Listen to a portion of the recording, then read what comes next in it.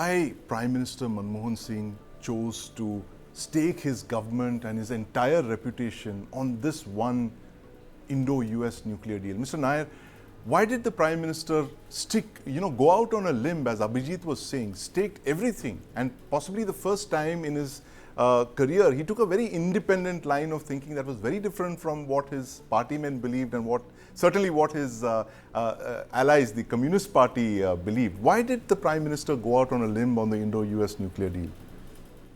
Well, the one-line answer is because he firmly believed that taking India out of that status of a nuclear pariah and take the nuclear technology for the future development of this country was absolutely essential.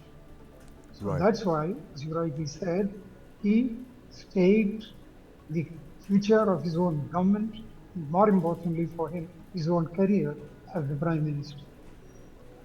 Right. Mr. Rai, you worked very closely with the former Prime Minister. You were literally his confidant. You spent more time with him possibly than any other bureaucrat.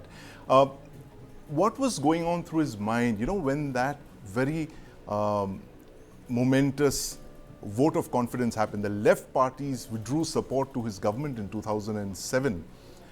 And you wrote, I read in one of the newspapers today, you wrote that possibly history would have been different if the left parties had continued to stay on in the government. Maybe the second term of the UPA would have been different. What made you say that? Was it something that the former Prime Minister told you?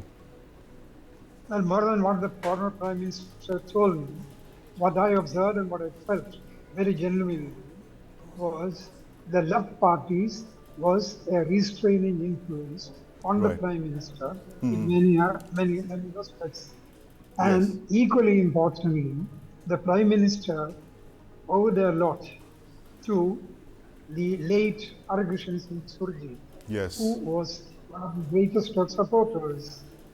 When Arghashan Surji was out of the scene, the relationship between Manmohan Singh and the Communist Party, that also went through a process of transformation.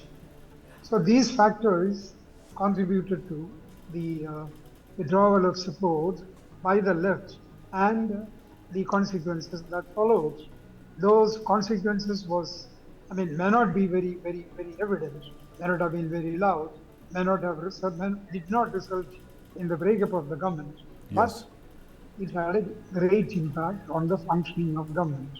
No one talks about his contributions to making India the nuclear weapons power that it is. Of course, it's a sensitive subject we are talking about, but tell us what he actually felt about India, a nuclear-armed India, India that aspired to be one of the permanent members of the UN Security Council. And he worked very quietly behind the scenes to make sure that our nuclear submarine program, took off, the missile development took off, the nuclear weapons program took off, all of these things. But what was his vision really for India as a nuclear-armed country?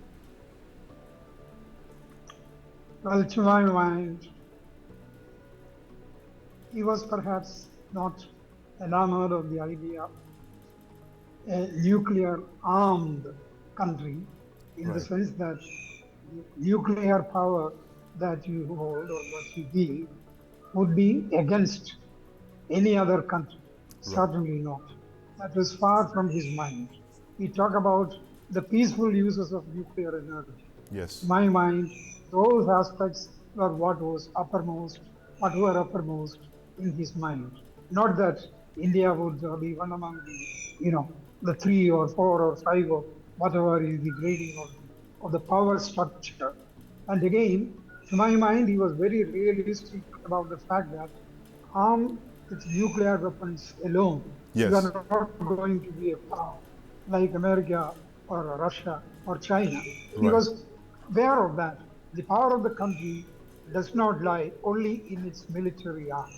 It has got to be, a prosperity and the economic development of the country. And a country which is not economically developed, a country which has a large number of poor people. He knew that that was not good for this country, or that was not his perception of what India should be. Right, absolutely. But he, at the same time, I must tell you, Mr. Rai, he did push for the nuclear weapons program. A lot of key projects were pushed under his tenure. I know for a fact that the next generation ballistic missile submarines was cleared by his government as well. That what we know as the S5 program, which has just started construction. So a lot of stuff, under his stewardship. Went about very quietly. Of course, Mr. Nair is not going to give us all the details because he's been privy to a lot of very important meetings. But Mr. Nair, again, coming back to this nuclear deal, which is literally his signature moment, that he went out there, as Abhijit was saying, that he was a bureaucrat, used to taking orders throughout his life, he's a great implementer, executor, RBI governor and all of that. But then at the nuclear deal, when it comes, he just, stakes his whole government, his party, he moves against the flow.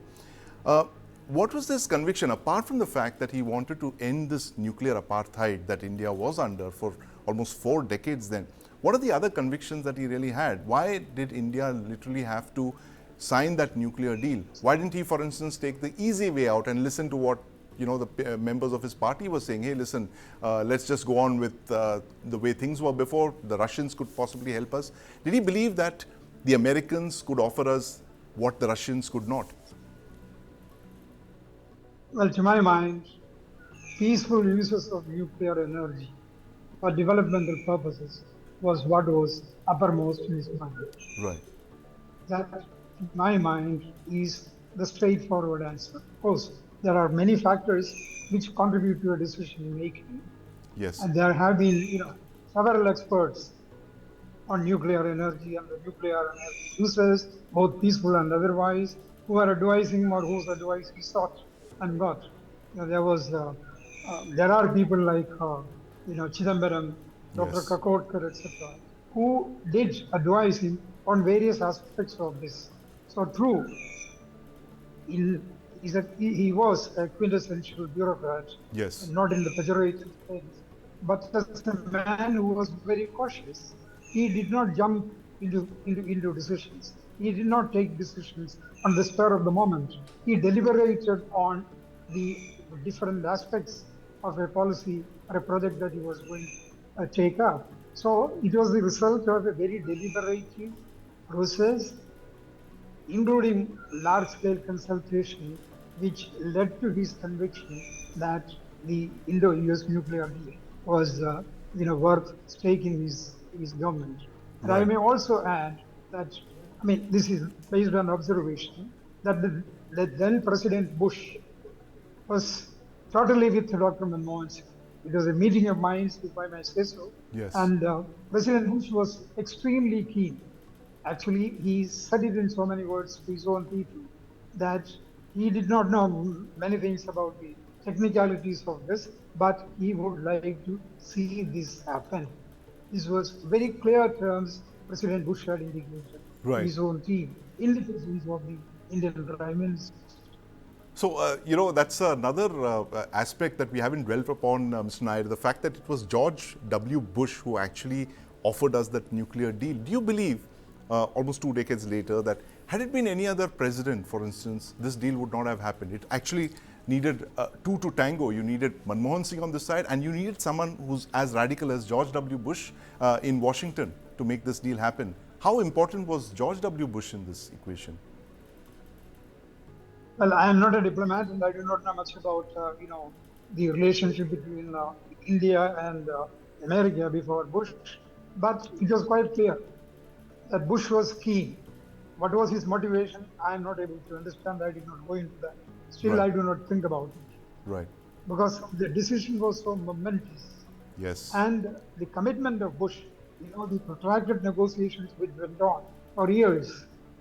And I still believe that after the signing of the agreement, the 123 agreement or whatever you call it, yes, the pace at which subsequent developments progressed, yes, in my mind, was slow.